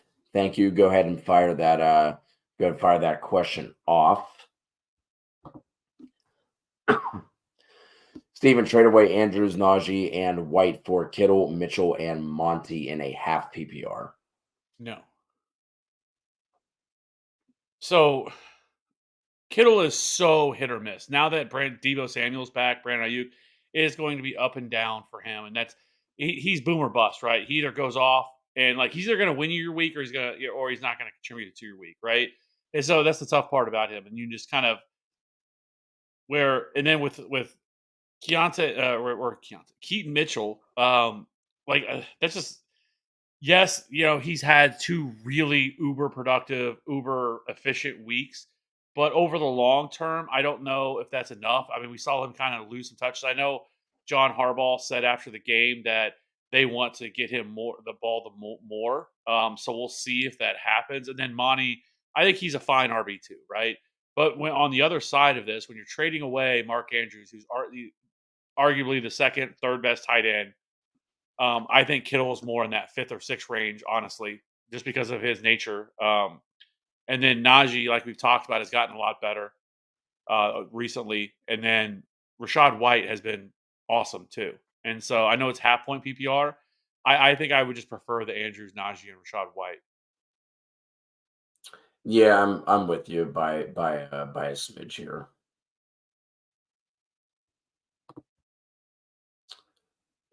Lamar McCaffrey for Hurts, ETN, and Kamara.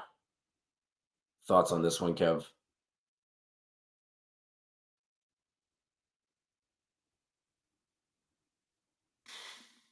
Yeah, I mean,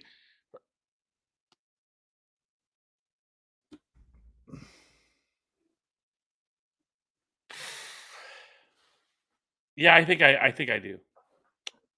It's tough moving on from CMC, right? Like, but getting ETN and Alvin Kamara, I think, makes up for it. Oh boy.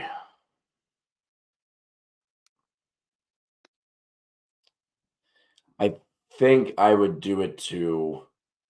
I just wish we haven't seen Kamara's usage and snaps drop off for like the past like 2 or 3 weeks with Jamal Williams like coming back from IR and being more involved, right?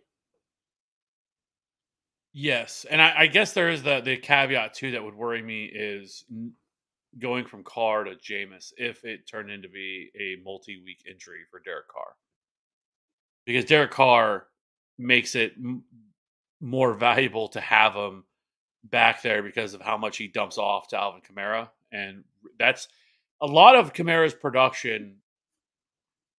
Whenever he was playing really well when he came back from the suspension was because he was just getting this massive target share, like all these dump offs. Yeah. So now I'm starting to poke holes in it. So now I'm Yeah, I to was gonna say I think I've come back I to think talking like actually, I think yeah, I think you're better off holding Lamar and McCaffrey because McCaffrey is a absolute known of what you're going to get. I mean, last week was the first time he hasn't scored, in what was it, 16 weeks in a row. He's just so consistent, and he's consistent, and then he also can provide you with 40 points on any given week. yeah, for sure. Ryan, 12-team league, half PPR. Is Goff for Madison a good trade? He needs QB. I need an RB2. I also have Chandler. What worries me with Madison is when he comes back from concussion.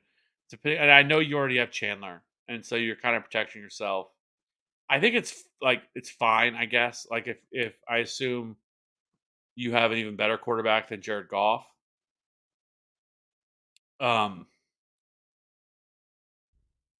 I just don't have that much excitement for Alexander Madison. What would worry me is this turns into like a two-way committee where there's both just stealing touches from each other.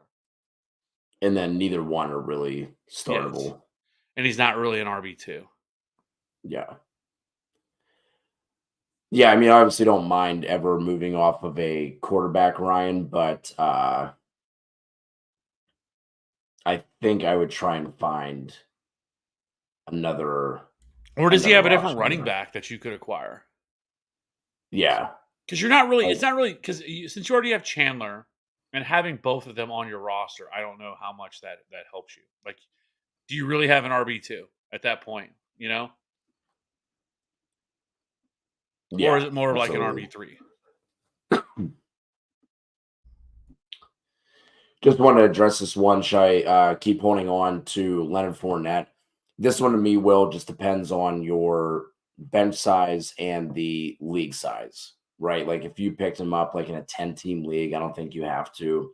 If it's a 12-team league, but you have like a deeper bench, you can hold on to him. And it also depends on who you're dropping him for. But like obviously we have yet to even see him on the field.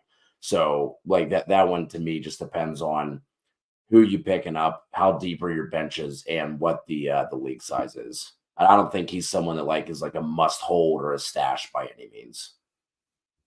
No, because and then I mean you have um, the way that Latavius Murray finally actually looked competent last week. Is this just a three-way committee that's gonna? Yeah, I mean, but if you want to hold on to him just until, because I think he should play this week. Obviously, he hasn't played all year, and so I think this has been more of just getting him ready, getting him back into football shape and ready to go before they put him out there. I think it feels likely that they deploy him this week. So you should be able to find out after this week. I'd at least like to see how they utilize him. Yeah. Is Kincaid for Higgins possible? I certainly think so. Um, Tight end is a dumpster fire. Kincaid has been really good the past couple of weeks. So, depending on whoever has Higgins, depending on their tight end situation, I think that's something that like that team would likely highly consider. Depending, like I said, depending on what their situation is. But yeah, I definitely think that's a possibility. And then it also depends on your tight end situation as well, because it is such a dumpster fire. Do I trade Joe Mixon for Brees Hall?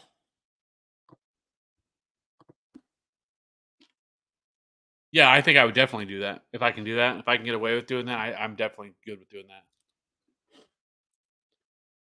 Here is the long question from Dog Guitar. So we have a start nine, one quarterback, two running back, two wide receiver, one tight end, three flex.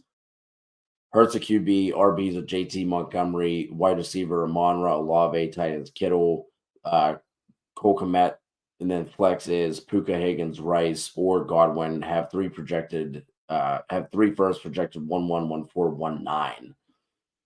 What are the trades you would make? Oh Lord.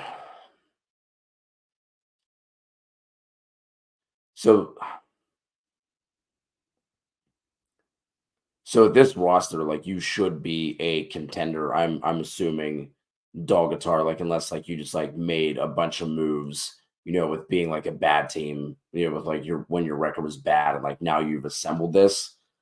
Um Man, this is a really nice team. I mean, I think obviously the one thing you could look to do, like we were just talking about how Kittle is so boom bust.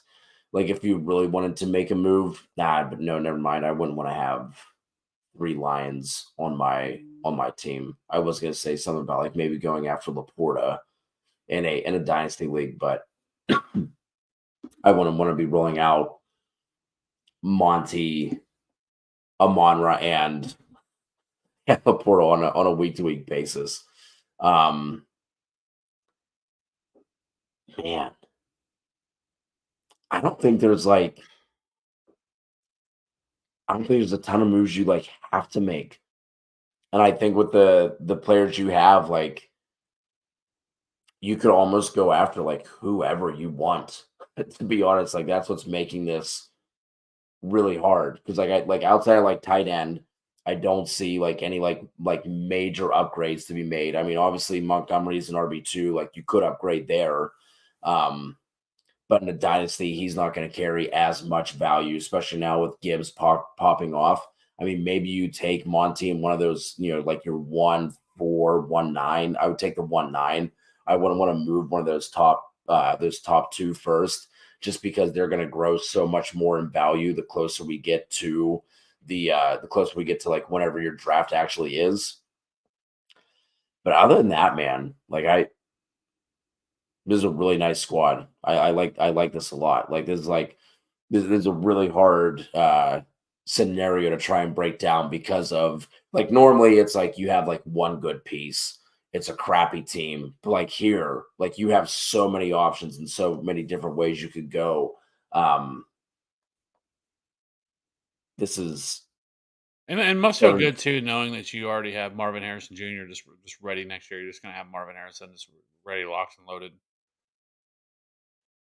yeah, if that 1-1, if that ends up being the 1-1, you just and then adding Marvin Harrison Jr. to Amon-Ra, Olave, Puka, Higgins, and Price. It's is unfair. Um, yeah, 7-3, high most points. Man, yeah. So I mean, like I said, I think you could potentially look at Montgomery. Like maybe you pair Montgomery and Godwin together to like try and upgrade there. But like obviously, like those two aren't carrying a ton of value right now. Like Godwin hasn't been great this year outside of like that one game that he's had. Um, Do you think you could take something like Godwin and Montgomery and get like a Javante Williams? I would think so. Yeah. I think it's something you could look at. Man, I wish I had a clearer answer for you. Doll, like you could like This feels like though that from my perspective is if you're 7-3, you're in second place. I mean, you are absolutely loaded already with picks next year. Like I don't know, like is there like I think you just keep riding it out. Like this is a really solid team as is, and why even like I don't think this is anything that like you mentioned like maybe you would want a better RB2, uh, long term, but you have the ammunition already for next year to be able to make that happen anyway. To be able I to get mean, that. sorry, I was just gonna say like the only thing that just popped into my mind. Now, obviously, this depends on whether or not these teams are in contention, but check to see, McCaffrey, Eckler, two older running backs who, like, especially if they're on a non-contender, that you could look to go and get from a dynasty roster. But other than that, like, I don't think there's a ton to be done here, honestly. And good for you flipping Diggs and Cooper and getting those receivers and the first and being a contender. I was thinking with that trade, like maybe you weren't contending, but I couldn't have been more wrong. St. Brown, Swift, and Cup for Lamb and Kamara.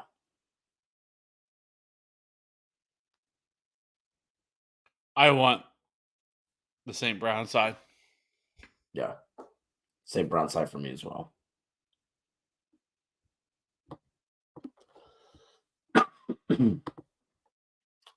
I just saw picked up ultimate stash or trade later Aaron Rodgers. I mean, and depending on when your trade deadline is, I mean, I don't think he comes back until mid December. So I would assume your trade deadline's way past by then. So I don't think you're Yeah. going to be able to trade him later. Because Yeah. at best, I think he's back mid December if he comes back.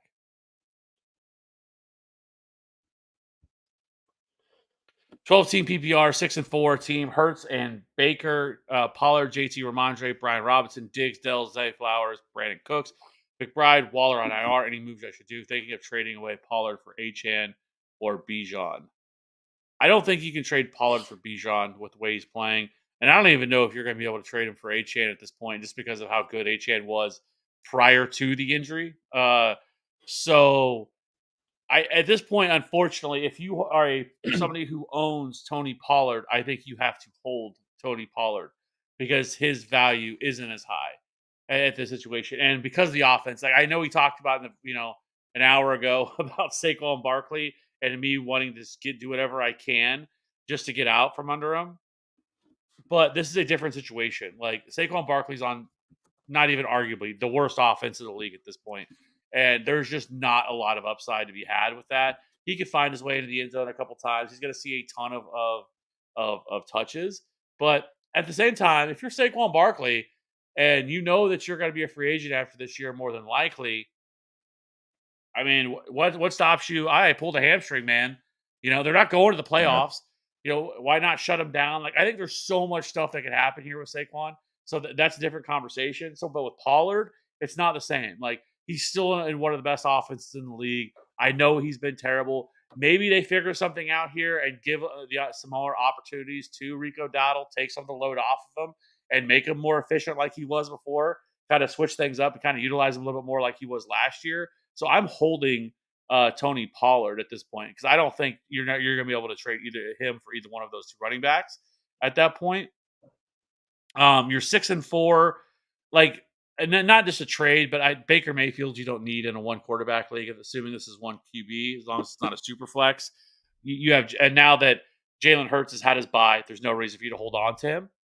Your running backs, I think you're still fine. Like I think with Pollard, even if you wanted to bench Pollard at certain times, you could do that because you still have JT, Ramondre, and Brian Robinson. Like you have a lot of depth there. Wide receiver is the spot that worries me a little bit, just because I'm not a big fan of Zay Flowers for the most part. I'm not as high on him as a lot of other people are, but obviously Stephon Diggs, Tank Dell, really good there. Brandon Cooks obviously just went nuclear. Like if you might be able to take like a Brandon Cooks and flip him like for another, smaller running back or something like that. You might be able to pair him with somebody, but I would be looking more for a wide receiver because for me this year, like I want wide receivers, like especially if I have two flexes or even three wide receivers and a flex. I want wide receivers. I want as many wide receivers as I can. Running back has just been so hit or miss this year that with the running backs you have, like I want another stronger wide receiver, I think, here to go with this.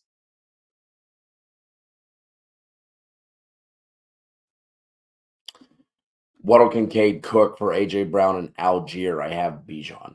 Yep. If I'm getting AJ Brown, absolutely. Trade Rachaad White and Flowers for Cup.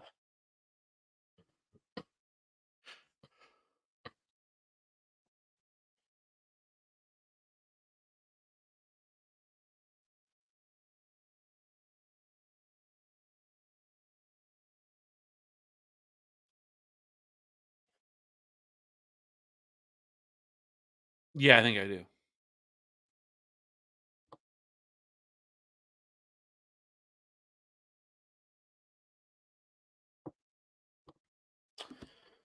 Moba, I think of trading Brian Robinson for Pacheco after this week would be more worth it to do Robinson and Ramondre for Deontay Johnson.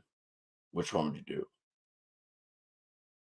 So Robinson and one of those for Kamara.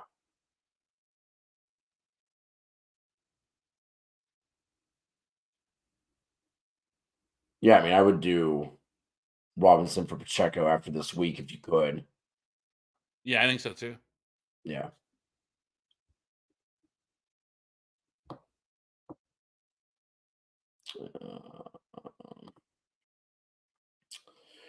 Wilson and B-Rob for Adams. If you're good at running backs, like you said, then yes, I'm doing that. Got to trade proposal Lamar, Ford. Got to trade proposal Lamar and Ford for ETN and Goff. Superflex league, I have Hurts, and at running back, I have Jacobs, Javante, Hunt, and Brian Robinson.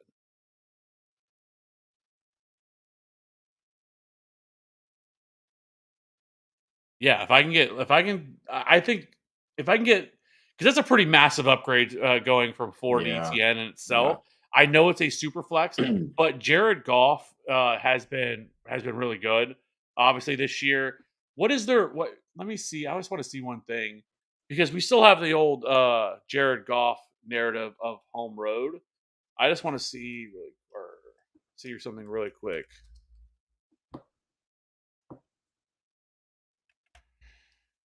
Okay.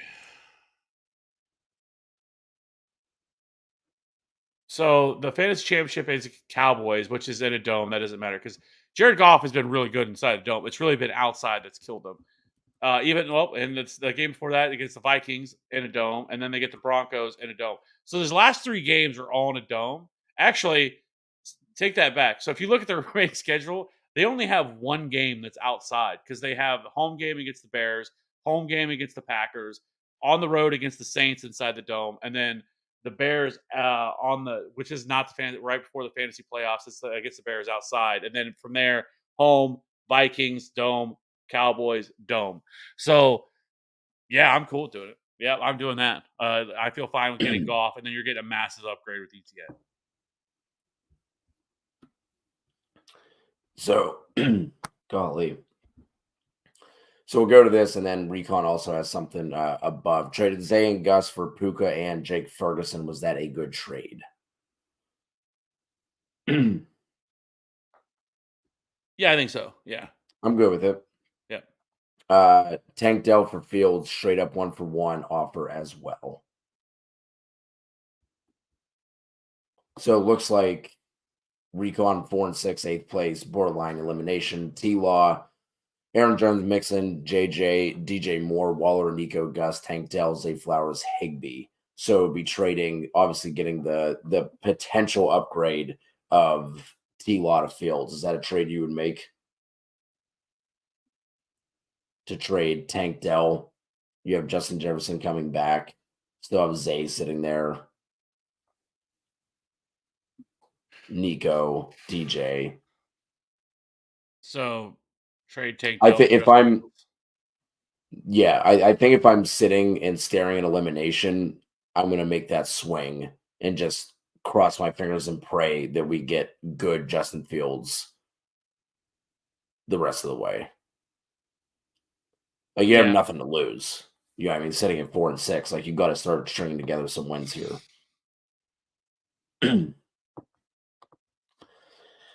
BTC, the first timer to the channel, appreciate you. Please hit us with a sub and a like if you have yet to do so. This is supposed to be a half-hour video. Here we are an hour later. Thoughts on trading away Pittman, Ridley, Ferguson for Adams and Jaden Reed?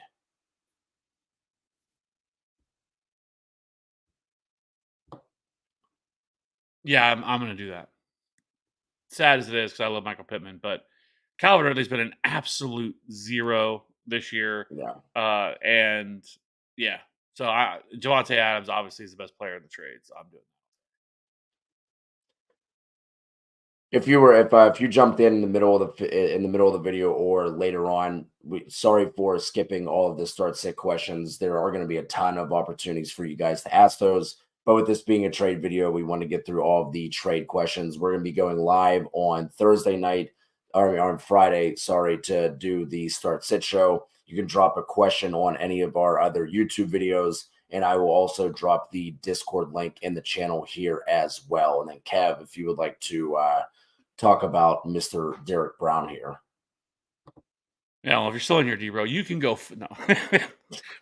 D-Bro will be on tomorrow night for the tomorrow we go, every Thursday night we go live for the DFS breakdown. Maddie living the high life down in Miami this week, living it up. He won the King of the Beach down there to play down there this week. So DraftKings flew him down to Miami. And so I went to the bullpen, got the power righty out from the pen. And D-Bro is going to be joining us tomorrow from the Fantasy Pros, if you guys are familiar with him, to going over the main slate tomorrow for the DFS DJ Nation show that we do every Thursday night for DraftKings. So that'll be fun having Derek Brown. And actually, it's his first show of the year. I mean, he's been so afraid to come on the show. Finally got him to come on, finally. And so he's been afraid because he knows that, my takes just, are that good. He didn't want me to smash him too much. But been a while. Happy Derek is finally going to be joining us for a show. And, he's an idiot, but I tell him that all the time. And you can also with Thanksgiving coming up next week, we have our big annual Thanksgiving DFS slate breakdown. That is uh, one of my favorite shows of the entire year because we'll have Ryan, who used to be on TFA, Debro, um, and Maddie on, and myself. And it is a 3-game slate, I mind you, and it takes us 2.5, 3 hours to go through this 3-game slate.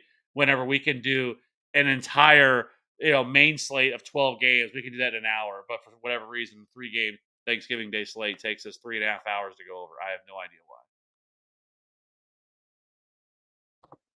It's a tradition like none other. No. And I actually think it's actually Derek Brown's fault because he just talks. I think he likes to hear himself talk. I think that's why it happens. But whatever.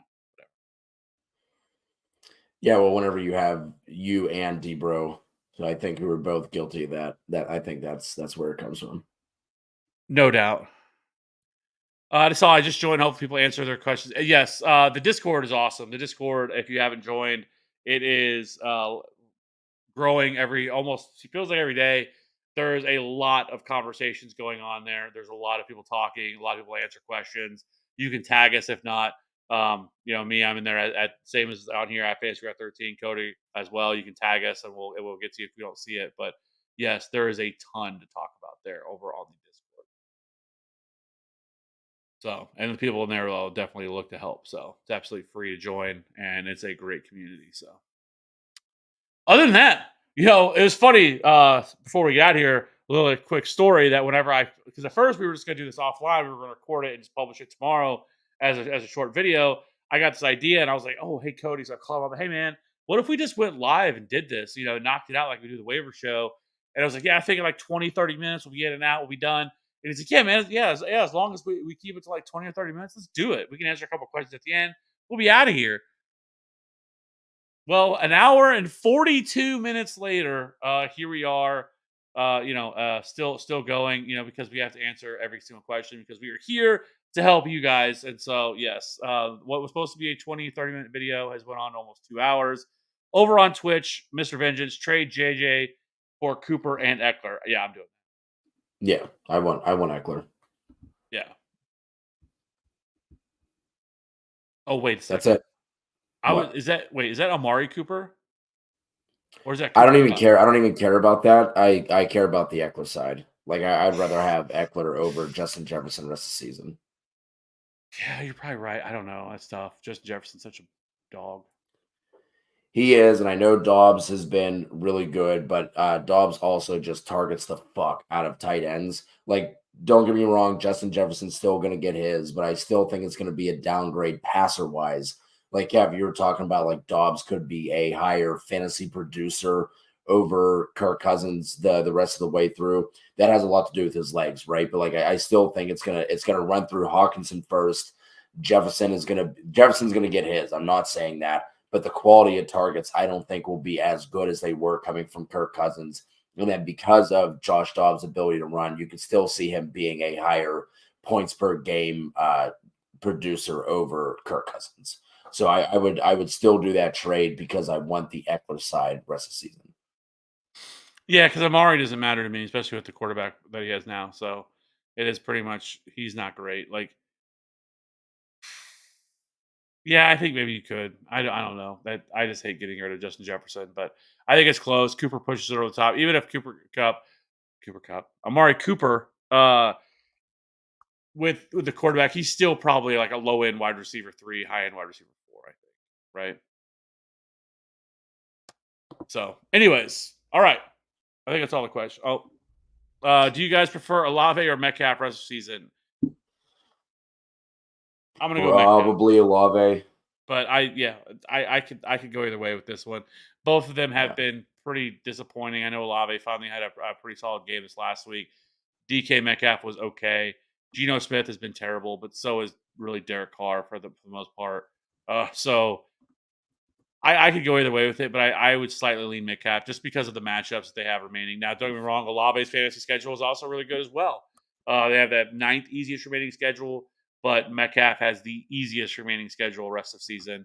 And he is seeing a ton of end zone targets. I think that he starts to convert on that. Some positive regression, some positive touchdown regression comes to DK Metcalf here soon. So I think I just slightly lean towards DK Metcalf.